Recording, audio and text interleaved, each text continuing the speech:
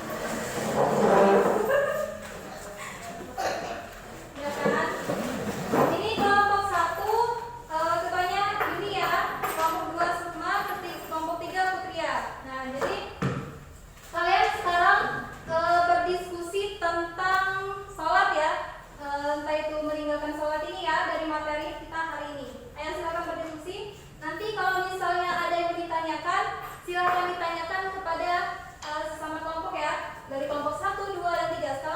Sekarang berdiskusi terlebih dahulu.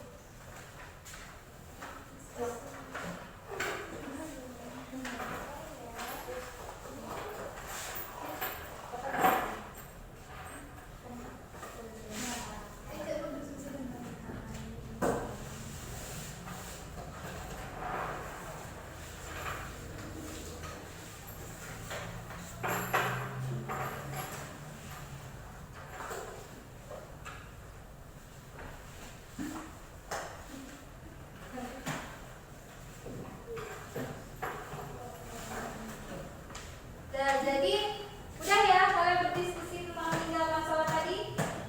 Silakan jika ada pertanyaan silakan ditanyakan. Nanti kelompok 1 bertanya ke kelompok 2, kelompok 2 bertanya ke kelompok 3, dan kelompok 3 bertanya ke kelompok 1 ya. Paham ya sekarang? Ayo dimulai dari kelompok 1 bertanya ke kelompok 2. Hah? Berdiri, silakan berdiri. Baiklah, saya perwakilan dari kelompok 1 ingin mengajukan pertanyaan kepada kelompok 2. Jadi pertanyaannya, apakah melamun atau ngantuk pada waktu sujud sholat itu dapat dikategorikan seperti orang mabuk karena orang tersebut tidak sadar apa yang diucapkannya? Sekian, terima kasih. Ya. Sudah dicatat ya pertanyaannya kelompok 2. Nah, sekarang kelompok 2 bertanya ke kelompok 3.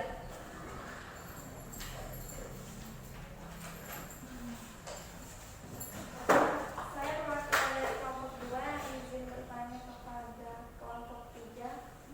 Apakah seorang yang berbangkis atau bersin saat sedang melakukan sholat boleh mengucapkan alhamdulillah? Jika tidak boleh dan mengucapkan alhamdulillah, apakah sholatnya menjadi batal? Jika boleh, bagaimana dengan kita yang mendengarnya? Apakah boleh menjawab dengan mengucapkan yarhamukallah? Sekian, terima kasih. Silakan sekarang kelompok 3 bertanya ke kelompok 1. Baik Bu, saya perwakilan dari kelompok 3 izin bertanya Bu. Bolehkah kita itu duduk ya saat sholat sunnah walaupun kita masih bisa berdiri? Terima kasih. Ya, sudah dicari masing-masing ya pertanyaannya? Sudah Bu. Ya, silakan dicari pertanyaannya sekitar 10 menit ya. Iya. Cari jawabannya sekitar 10 menit ya.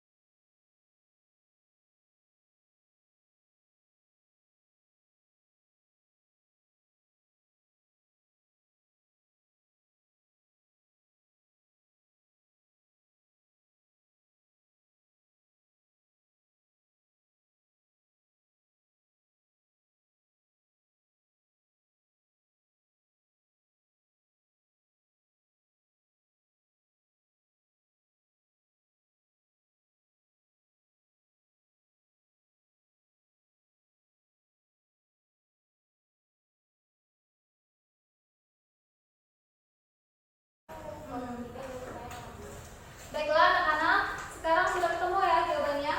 Silakan kelompok 1 jawab pertanyaan dari kelompok 3. Silakan berdiri. Baiklah, saya kelompok 1 menjawab pertanyaan dari kelompok 3, di mana tadi pertanyaannya, benarkah kita boleh melakukan sholat sunnah sambil duduk meskipun kita dapat berdiri? Jadi pada saat sholat fardu diwajibkan berdiri jika mampu, karena berdiri merupakan salah satu rukun sholat. Tetapi pada sholat sunnah berdiri tidak menjadi rukun.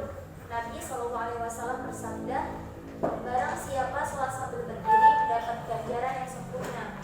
Barang siapa yang sholat sambil duduk mendapatkan 1/2 ganjaran orang yang sholat sambil berdiri. Barang siapa sholat sambil berbaring mendapatkan 1/2 ganjaran orang yang sholat sambil duduk. Riwayat Al-Bukhari. Ganjaran sholat sunnah sambil duduk dan berbaring itu kurang dari ganjaran berdiri apabila dilakukan ketika mampu.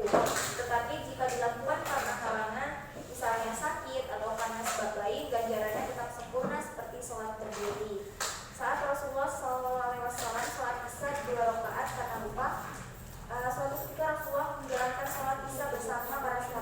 menyaksikan bahwa beliau bertindak sebagai imam. Ketika semuanya sudah siap, Rasulullah memulai sholat dengan takbiratul ihram dan mengakhiri dengan salam. Setelah sholat, Rasulullah berdiri di dalam masjid. Mungkin cukup sekian jawaban dari saya. Terima kasih. Baiklah, sekarang kelompok 2 punya pertanyaan dari kelompok 1. Silakan.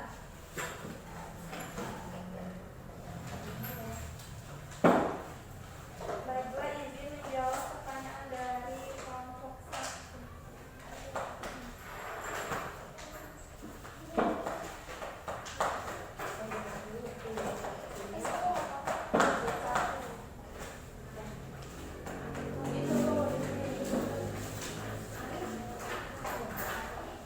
Jadi pertanyaannya, apakah melamun atau mengantuk pada waktu sujud atau sholat itu dapat dikategorikan seperti orang mabuk karena orang tersebut tidak sadar apa yang dilakukannya? Jadi ngantuk tidak membatalkan wudhu. Ngantuk tidak membatalkan wudhu karena ngantuk lebih ringan daripada tidur. Karena yang menyebabkan tidur adalah angin yang datang dari arah otak sehingga menutupi hati. Namun jika angin tersebut tidak sampai ke hati, namun hanya menyebabkan mata tertutup saja, maka ini disebut mengantuk. Untuk lebih mudah diketahui lagi apakah tidur atau ngantuk, maka dengan melihat dari tanda-tandanya.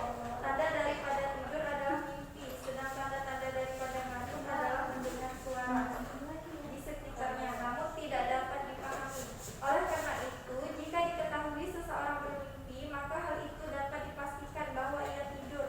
Sedang jika ragu-ragu apakah tidur atau hanya mengantuk saja, maka hal itu tidak membatalkan wudhu.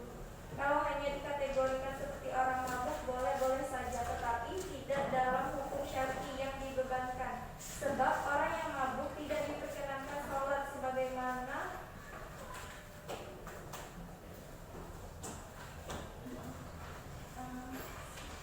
mungkin itu saja yang bisa saya sampaikan. Sekian, terima kasih. Ya, terima kasih kepada kelompok 2. Baiklah, sekarang kelompok 3.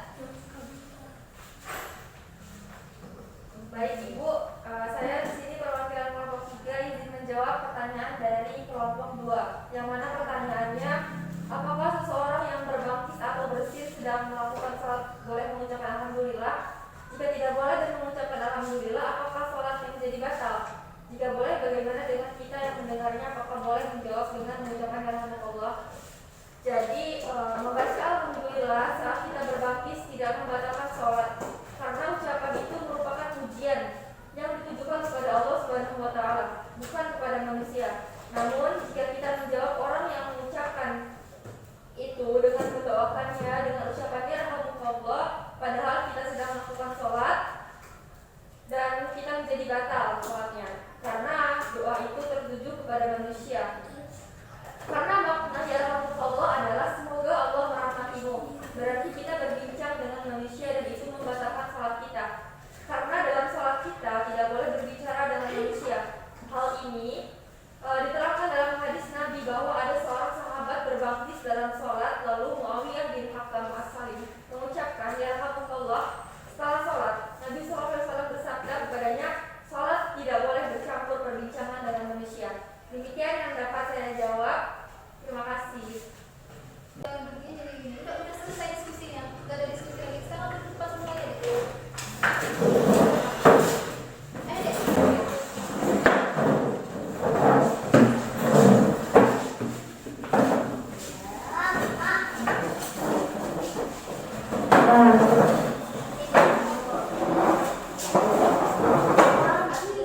Baiklah, demikian materi dari Ibu ya. Semoga apa yang Ibu sampaikan dan Ibu jelaskan kepada kalian dapat kalian pahami dan dapat kalian terapkan dalam kehidupan sehari-hari. Baiklah, mungkin cukup sekian materi yang bisa Ibu sampaikan pada hari ini. Sekarang